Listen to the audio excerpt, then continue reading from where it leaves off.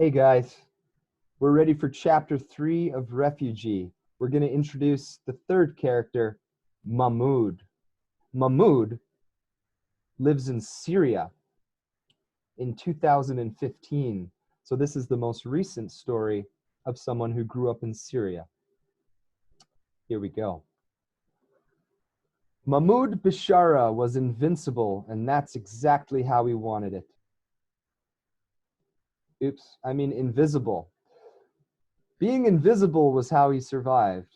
He wasn't literally invisible.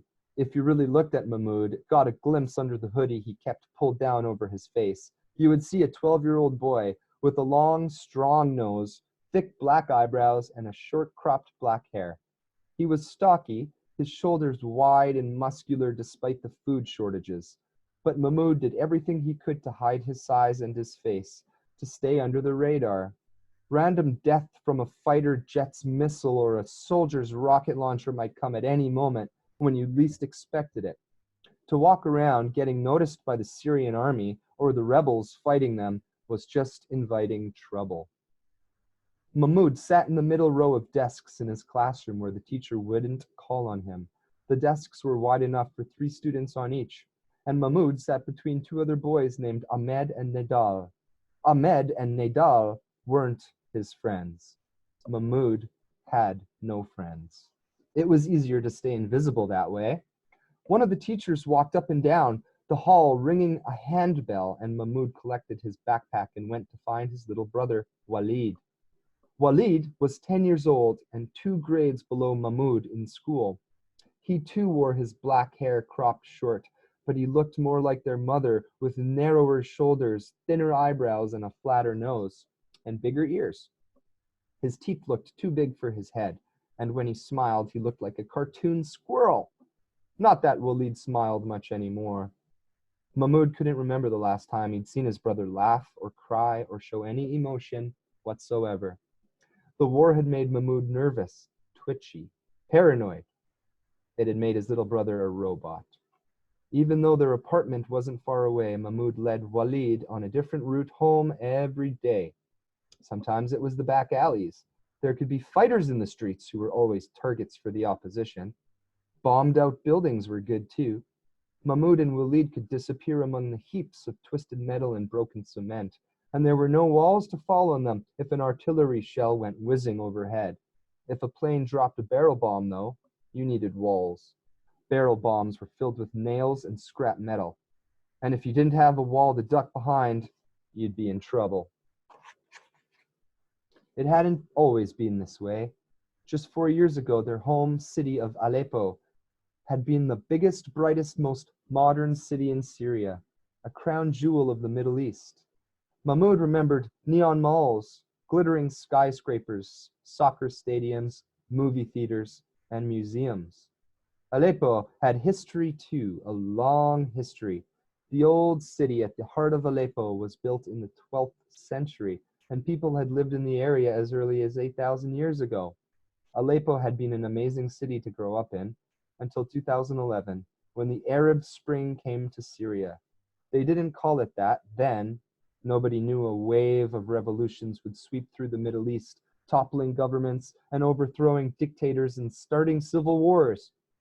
All they knew from images on TV and posts on Facebook and Twitter was that people in Tunisia and Libya and Yemen were rioting in the streets, and as each country stood up and said, "Enough," so did the next one, and the next one, until the last Arab Spring came to Syria. But Syrians knew protesting in the streets was dangerous. Syria was ruled by Bashar al-Assad, who had twice been elected president when no one was allowed to run against him. Assad made people who didn't like him disappear forever. Everyone was afraid of what he would do if the Arab Spring swept through Syria. There was an old Arabic proverb that said, "Close the door that brings the wind and relax." And that's exactly what they did. While the rest of the Middle East was rioting, Syrians stayed inside and locked their doors and waited to see what would happen. But they hadn't closed the door tight enough. A man in Damascus, the capital of Syria, was imprisoned for speaking out against Assad. Some kids in Daraa, a city in Syria were arrested and abused by the police for writing anti-Assad slogans on the walls. And then the whole country seemed to go crazy all at once. Tens of thousands of people poured into the streets demanding the release of political prisoners and more freedom for everyone. Within a month, Assad had turned his tanks and soldiers and bombers on the protesters, on his own people, and ever since then, all Mahmud and Walid and anyone else in Syria had known was war. Mahmud and Walid turned down a different rubble-strewn alley than the day before and stopped dead. Just ahead of them, two boys had another boy up against what was left of the wall, about to take a bag of bread he carried. Mahmud pulled Walid behind a burned-out car, his heart racing. Incidents like this were common in Aleppo lately. It was getting harder and harder to get food in the city, but for Mahmud, the scene brought back memories of another time, just after the war had begun. Mahmud had been going to meet his best friend, Khalid, down a side street, just like the one Mahmud found Khalid getting beaten up by two older boys.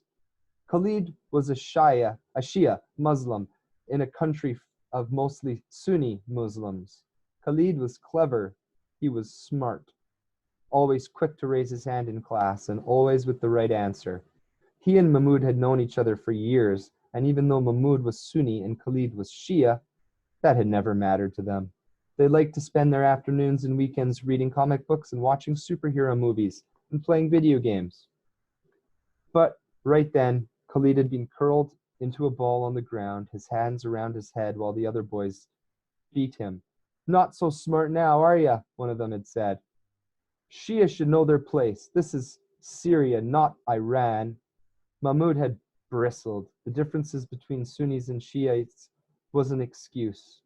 These boys had just wanted to beat someone up. With a battle cry that would have made Wolverine proud, Mahmud launched himself at Khalid's attackers. And he had been beaten up as badly as Khalid.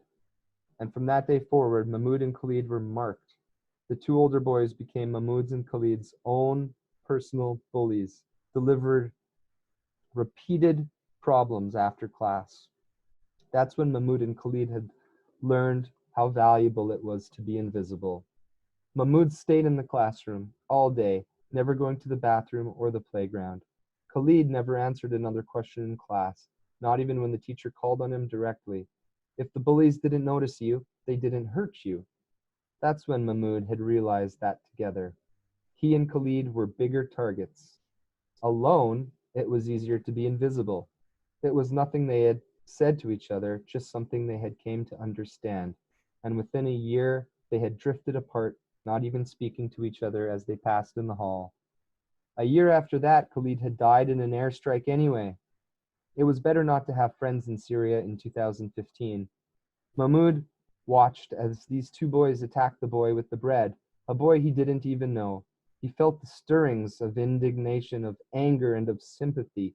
His breath came quick and deep, and his hands clenched into fists. "I should do something," he whispered, but he knew better. Head down, hoodie up, eyes on the ground. The trick was to be invisible, to blend in, and to disappear. Mahmud took his younger brother by the hand, turned around, and found a different way home. There you have it, guys. All 3 chapters introducing all 3 characters. I hope you enjoyed that one, and stay tuned for more.